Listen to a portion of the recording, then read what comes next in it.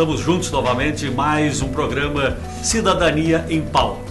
Na noite de hoje, nós vamos conversar com o professor Cláudio Andrade, ele que é doutor em História e vai fazer uma análise, né, destas eleições, principalmente deste segundo turno, né? Dois candidatos, é claro, obviamente, disputam este segundo turno nas eleições: Dilma Rousseff e Aécio Neves, ou Aécio Neves e Dilma Rousseff, que vão disputar aí este segundo turno.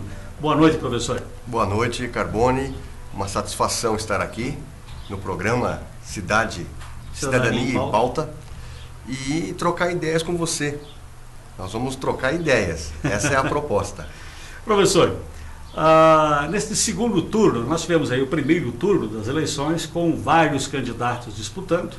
Obviamente que dois, né, foram aí para o segundo turno. Como que o senhor está vendo essa disputa agora neste segundo turno das eleições? Muito tensa, como era de se esperar. A famosa polarização, que é praxe nas eleições do Brasil depois do processo de redemocratização, foi mantida. Eu acreditava que não seria mantida. Aliás, eu e milhões de brasileiros. Mas as circunstâncias, os movimentos típicos de uma eleição brasileira conduziram novamente para o embate final, o PSDB e o PT. E nós estamos vendo o que todos os brasileiros estão vendo, né? Uma eleição que mais desqualifica que propriamente qualifica. Palavras como mentiroso e leviana são usadas de uma forma muito comum nos debates eleitorais, que já está sendo apelidado de debatédio. Porque já se sabe o que se vai falar, já se sabe o que se vai responder num famoso ping-pong ou num ringue, onde nenhum dos dois permite ser derrotado no debate. Mas assim, foi muito interessante o primeiro turno. As eleições são interessantes, né? Este segundo turno não está sendo tão interessante quanto foi o primeiro turno. Essa é uma primeira análise. O primeiro turno, pelo fato até de nós termos aí um número considerável também de candidatos à presidência, mas nós tínhamos também as eleições estaduais, né? Tanto para governador quanto para deputado estadual, obviamente também para deputado federal e senador. Ou seja, nós tínhamos que depositar 5 votos. Perfeito. Talvez isso também é que despertou também uma maior movimentação também das pessoas nas cidades, principalmente aqui em Guarapuava também, né? Por termos vários candidatos, tanto a deputado estadual quanto a deputado federal, aí os próprios grupos políticos se confrontando também para eleger o seu representante. Talvez isso também que tenha propiciado um interesse maior nestas eleições de primeiro turno, diferentemente do que está ocorrendo neste segundo turno, que nós temos somente 2 candidatos, não é? Nós não temos a disputa para governador, porque já foi decidido no primeiro turno. E tem o agravante, além do seu argumento, que realmente é uma eleição que chama mais atenção pela proximidade dos fatos eleitorais, a participação dos nanicos. A participação dos nanicos foi muito interessante. Sim. Porque o nanico, ele não tem tanta responsabilidade e ele cria naquilo que ele pode participar, porque nem sempre o nanico pode participar. Isso. A Luciana Genro denunciava isso a todo tempo, né? Que a Globo e os grandes veículos de comunicação elegeram 3 candidatos, que era a Marina, a Dilma e o Aécio. Isso. E que os outros ficavam na periferia, nas brechas. Eram meros coadjutores. Exatamente. Mas no momento que eles podiam participar, eles enalteciam o debate. Por exemplo, Carbone, eu posso falar hoje, que já passou o processo, né? O Eduardo Jorge foi maravilhoso, sabe? Não estou querendo dizer com isso que eu votei nele, mas a participação do Eduardo Jorge, o seu conhecimento sobre a engenharia social, política, jurídica, econômica do Brasil, é uma coisa que qualificou o processo eleitoral. As participações da Luciana Genro, explícitas, radicais, apimentaram também. E não poderia deixar de dizer a participação do Levi Fidelis também, com algumas argumentações, com as suas argumentações patriarcais, patrimonialistas, consideradas arcaicas, mas elas faziam com que houvesse, evidentemente, a réplica, a tréplica, a resistência, o contraponto e a polêmica.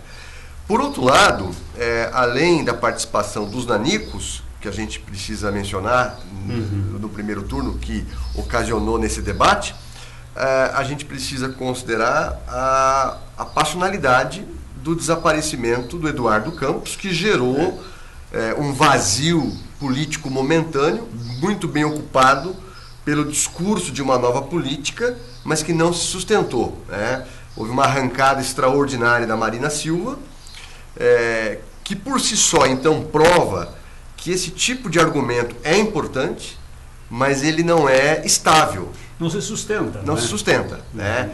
E tenho a impressão que quanto mais o tempo passasse, mais a Marina perderia votos, né? Que ela teria conquistado, muito por conta do sentimento que perpassou por todos os brasileiros, que foi a morte de Eduardo Campos, uma morte precoce, que a gente sabia que ele iria participar do processo eleitoral, ele tinha uma bandeira, ele também já falava de uma nova política, até porque a Marina era sua vice, mas ele carregava elementos mais consistentes, porque ele tinha sido governador de Pernambuco, ministro de Estado, então a participação dele seria mais efetiva. Não sei se ele teria a popularidade que a Marina veio a ter, né? Então, somado esses dois elementos, o primeiro turno foi extraordinário, né? E na reta final que se definiu. E muito por conta daquele último debate da Rede Globo de televisão. Isso mesmo, no debate da Globo, né, o qual o Aécio, né, conseguiu se sobrepor até aos demais, né? Ele, com isso, ele arranca para o segundo turno, né? Deu-se a impressão que o Aécio, naquele debate, estava mais preparado. Isso. Pontualmente. Não é que ele está mais preparado agora ou que esteve mais preparado antes. Naquele debate em si, as peças foram mexidas de maneira que favoreceram a sua participação. E ele estava muito seguro do que falou, muito seguro do que argumentou, e isso fez com que ele captasse uma onda favorável, né, e que veio a resultar no seu percentual de votos no domingo. Que o interessante também é que até então, né, quem estava praticamente polarizando as eleições, tanto a Dilma quanto a Marina. As duas não foram bem. Mas aí no debate, né, nesse debate, tanto é que os próprios institutos de pesquisa também não conseguiram captar isso, esta movimentação aí do próprio Aécio, né? Exatamente. Então, Carbone, isso é o que aconteceu no primeiro turno, né? Os votos da Dilma a gente já esperava, estava naquela faixa de 40, 41. São votos cristalizados. Exatamente. Surpreendeu então a participação do Aécio, e esse sentimento que começa a ficar mais claro, é o que eu estou vendo, por isso que eu estou aqui para trocar ideias com você, de agora uma polarização que se dá assim. Existe uma grande parte da sociedade que teme o retorno de uma política neoliberal, privatista, que já governou o Brasil em outros tempos, que deu certo no começo e fracassou no final, e que tem um discurso mais para o mercado do que propriamente para a sociedade. Há uma parcela significativa da sociedade brasileira que se opõe a isso. Por outro lado, há uma outra parcela muito significativa que se opõe não ao governo em si, mas ao partido que gerencia o governo em si, né? Então, nesse sentido, é que há dois grupos muito fortes hoje. Um raivoso com o PT, né? E um temeroso com o discurso neoliberal, de privatização, de acabar com a participação de políticas públicas, né? Então, e esses dois grupos, eles estão aumentando o leque da participação de pessoas que até então eram apáticas, que até então não se expressavam. Então, de repente, todo mundo começou a se expressar, ou favorável a Dilma ou favorável ao Aécio. Até aqueles que nunca participaram de nenhuma participação política resolveram, influenciadas e turbinadas pelas redes sociais, a emitir o seu juízo de valor. Então, o que eu estou vendo agora, me permita dizer isso, e eu quero ouvir a tua opinião, é que nós estamos vendo uma onda de radicalização, tanto à esquerda como à direita, né, como de privatização, como de políticas públicas. uma onda que já aconteceu na Europa, né? Na Europa isso já aconteceu anos atrás. E que no Brasil nós não temos um partido que você pode dizer, esse partido é de direita, mas nós estamos caminhando para isso agora. Eu nunca vi tanta gente expressar opiniões conservadoras, opiniões reacionárias. O interessante até, professor, se observarmos também, isso advém até da própria eleição do Congresso Nacional também, né? Principalmente dos deputados, né? Alguns analistas classificam este Congresso como o mais conservador desde 64. Eu concordo com você em número, gênero e grau. E para ilustrar isso, vamos usar o Rio de Janeiro. O Rio de Janeiro elegeu um deputado federal, Bolsonaro. É que já vem há muito tempo. Radical, militar, extrema direita. Que teve milhões de votos. Mas o outro, tão bem votado quanto ele, na outra ponta é o Jean Willis, do PSOL, certo? Que com um discurso totalmente diferente. Então veja a radicalização. São os opostos, exatamente, né? Os opostos, né? Quer dizer, alguém que se destaca com milhares de votos, desculpa, aqui e milhares de votos ali. E são completamente antagônicos. Em particular no Rio de Janeiro, o segundo colocado das eleições foi o voto branco, nulo e o não comparecimento. Pra você ter uma ideia da falta de credibilidade do atual sistema político. Nem vou falar de pessoas, porque as pessoas mudam, as pessoas se qualificam, se requalificam, mas as pessoas estão céticas, Carbone, ou muito mais céticas ao sistema político predominante hoje, a esse sistema eleitoral. As pessoas não confiam mais nele. Ele está fadado ao esgotamento, ao colapso. Tanto que eu estou analisando que quem pode dar a vitória ou a Aécio ou a Dilma pode ser essa demanda de 38 milhões de eleitores que ou anularam, ou não compareceram, ou votaram em branco. Se esses 38 milhões se inclinarem ou para Dilma ou para Aécio, é ali que se define o processo eleitoral. Me parece que é isso que está para acontecer. Porque algumas pessoas que não votaram podem votar agora. Sim, poderão Eu estou vendo muitas pessoas dizerem isso. Quem não votou no primeiro turno, obviamente que pode fazê-lo agora tranquilamente no segundo turno e fazer a diferença também no resultado do processo eleitoral. Só que esse eleitor, alguns se inclinam para Dilma e alguns se inclinam para Aécio. É interessante também o que você está abordando, e eu acho que é importante se resgatar isso também, que já há várias eleições nós estamos tendo essa polarização, né, tão decantada também durante o primeiro turno, de PSDB e PT. Perfeito. Que acabam indo sempre para o segundo turno, então demonstra-se claramente que são dois projetos postos para a sociedade, né?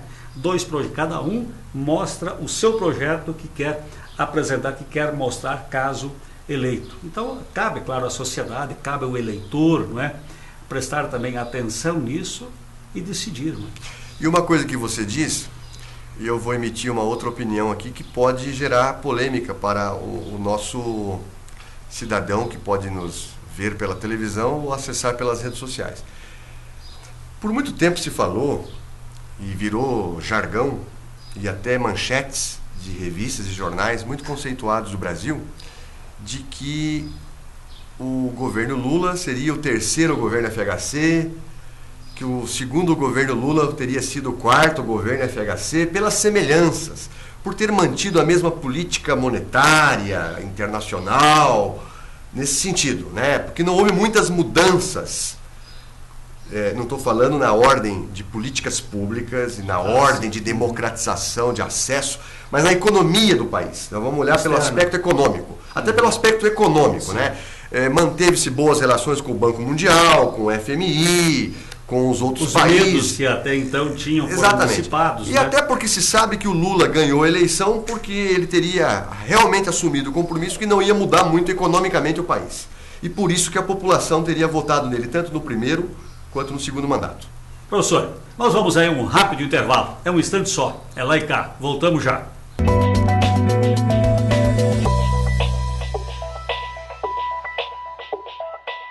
Estamos retornando para o Cidadania em Pauta neste segundo bloco e continuamos, é claro, nossa conversa com o professor Dr. Cláudio Andrade.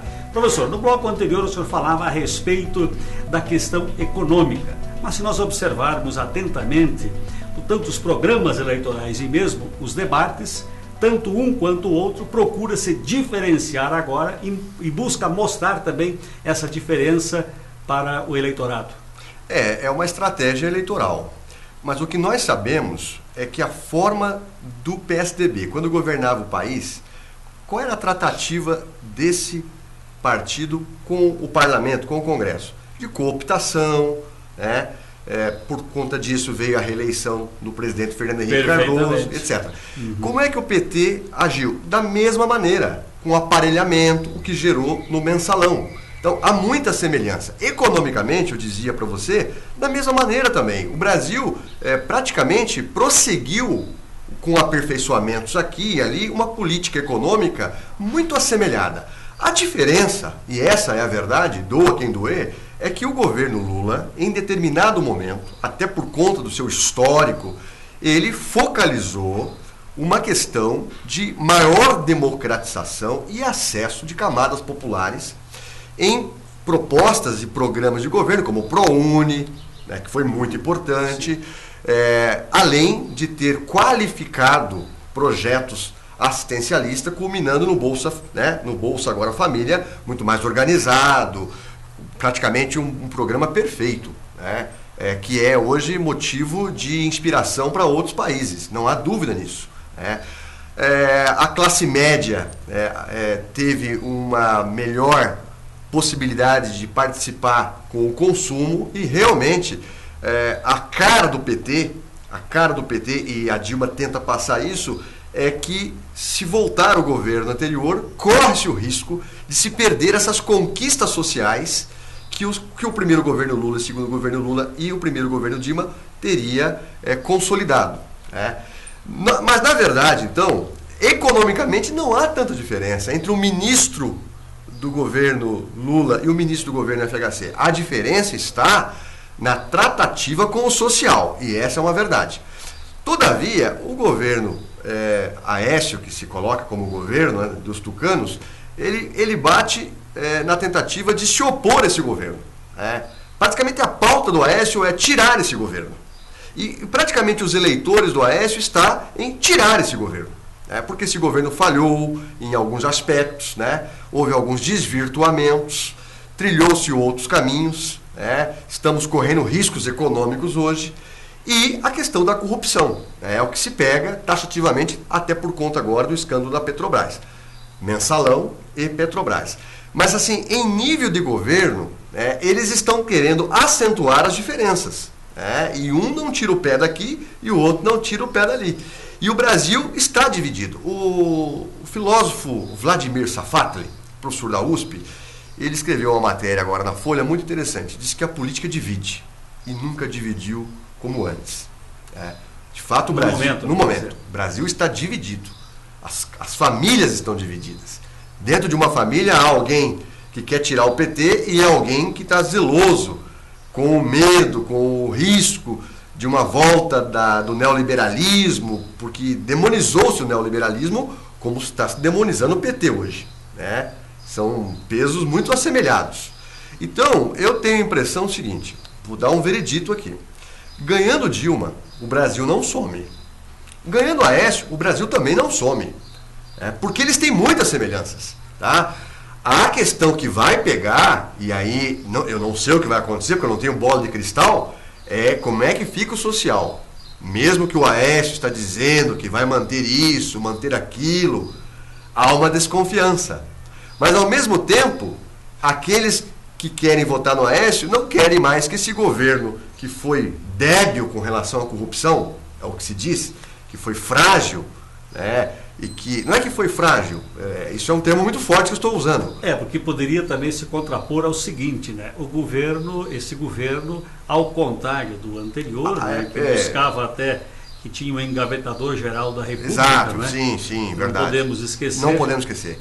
Mas me parece que grande parte do ódio, da raiva que se está com o PT hoje, é por conta daqueles gestos de que quando fulano ia ser preso havia uma comemoração, passando a ideia de preso político, e a classe média não aceitou isso. Né? A Dilma, em um dos debates que ela foi questionada, pela Globo, quando o jornal da Globo fazia aqueles questionamentos, e o William Bonner teria massacrado a Dilma, né? Teria perguntado: a senhora concorda que o PT não aceita ainda a condenação, né, dos presos do Mensalão? Vocês acham que isso não deveria ter acontecido, mas está provado isso? É isso que pegou no quesito corrupção, tá? Mas há quem diga que a corrupção não vence eleição e não perde eleição, né? Que o que vence eleição e o que perde eleição é a expectativa do que vai acontecer, é a perspectiva. Então, hoje o quadro se dá. Qual é a perspectiva que o PSDB oferece? E qual é a perspectiva que o PT oferece? Agora, o que eles estão fazendo, e não sou eu que estou dizendo, é um dizendo mal do outro, o outro dizendo mal desse. Quer dizer, o saldo é negativo para os dois. Qualquer um dos dois que passar vai ter problema econômico, porque o ano de 2015 é um ano que se desenha muito negativo. E não é para o Brasil apenas, é para a economia mundial. É um ano perverso. É um ano que qualquer vencedor vai ter dificuldade, tá? de agir, né? Só que, Carbone, em período eleitoral não se diz a verdade. Porque qualquer um que dizer a verdade, olha, eu vou ajustar isso, a energia vai subir, a água vai subir, a gasolina, aí não ganha eleição. Há toda uma preocupação também com o eleitor, com a satisfação do eleitor. Porque o candidato precisa encantar o eleitor para conseguir o seu voto, independentemente de A ou B, não é? Por isso que o primeiro turno foi importante, porque os nanicos falaram disso. Por várias vezes, Luciana Genro tocou nesse assunto. O que vocês vão fazer com isso? E eu me lembro que no último debate, o Eduardo Jorge foi muito pedagógico. Ele disse: eu não vou ganhar a eleição mesmo. Mas se você ganhar, você podia fazer isso, você podia fazer aquilo, dando sugestões de governabilidade, de realmente tocar na questão estrutural, na espinha dorsal. Porque esses dois candidatos que passaram, eles não estão tocando na ferida, porque tocar na ferida dói e perde votos. Então eles estão numa maquiagem, apenas desqualificando esse e aquele. Agora a Luciana Genro foi com muita propriedade também quando ela fez também acusações tanto a um e ao outro. Com certeza. Dos dois candidatos que hoje se enfrentam neste segundo turno. Ela soube mostrar isso com mais tranquilidade, até com mais transparência, eu até diria, né? Perfeitamente. E grande parte dos eleitores da Luciana Genro caminham para o PT. E alguns eleitores do PV caminho para o Aécio. Até porque o Eduardo Jorge, né, declarou apoio ao Aécio. E a Luciana Genro, mais simpática ao PT, vamos dizer assim, né? Isso. Mais aproximada do PT. Mas é uma eleição muito tensa e que fazia tempo que o eleitor apático não se envolvia como está se envolvendo. E esse é um fenômeno. Nós tivemos isso, para os jovens há mais tempo onde lembrar, nós tivemos isso em 89 também, não é? 89, na primeira 89, eleição, depois da ditadura militar. Isso. Perfeito. Nós tivemos assim embates assim, mais vigorosos também naquelas eleições. Né? Mas uma questão, porque nós estamos falando também para um público que nos assiste da Escola de Fé e Política, que são pessoas bastante esclarecidas. As pessoas nos perguntam com relação a junho do ano passado, né, quando aconteceu aquilo e qual a implicação daquilo nas eleições. Eu vou dizer o seguinte para você. A Câmara já está formada e o Senado também. Com esses nomes que estão lá, não vai ter reforma política.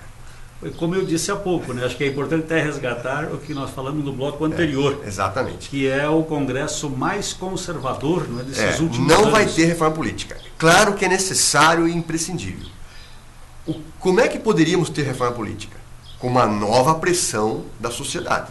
Uma nova paralisação, um novo grande protesto, porque a reforma política pode sair se a sociedade exigir. Perfeitamente. E essa exigência tem que ser mais forte daquela que ocorreu em junho de 2013.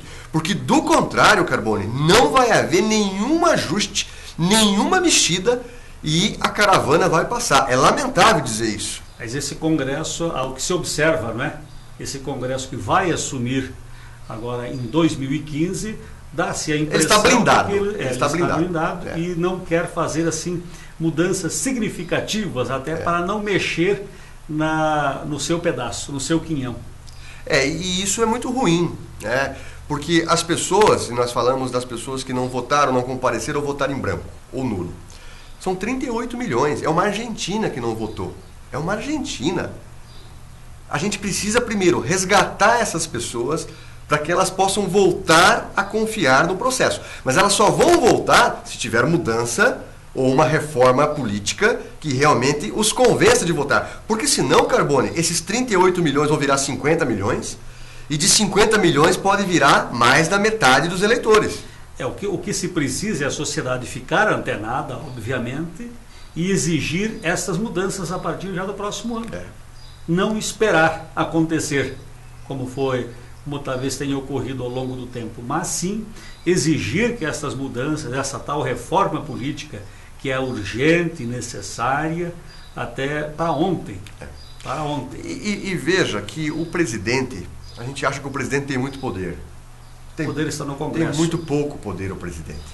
Você se lembra que logo após junho de 2013, a Dilma, mesmo que precipitada, chegou a falar em plebiscito. Isso.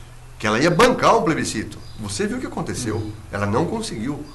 E não é por má vontade, ela não conseguiu. O Congresso resistiu, porque o Congresso não apoiou essa iniciativa, porque não interessa apoiar. A verdade é que não interessa. Não é interessante para os parlamentares apoiar uma reforma que venha ao encontro dos interesses da sociedade civil organizada. Jamais. Porque, como eu disse há pouco, vai mexer no seu quinhão. E eles não têm interesse nisso. Para eles, esse status quo é importante. Agora, embora eles falem publicamente que querem a reforma política. Agora, as pessoas estão avessas ao sistema político, mas estão avessas mais aos partidos também. Os partidos estão em baixa total. Professor, acho que é importante lembrarmos também o eleitor para não votar em branco e não anular o voto. Verdade. Votar. E comparecer. Comparecer, perfeitamente. É o nosso pedido. Obrigado, professor, por estar conosco. Eu que agradeço. Um bom papo, muito agradável. Até a próxima semana. Boa noite.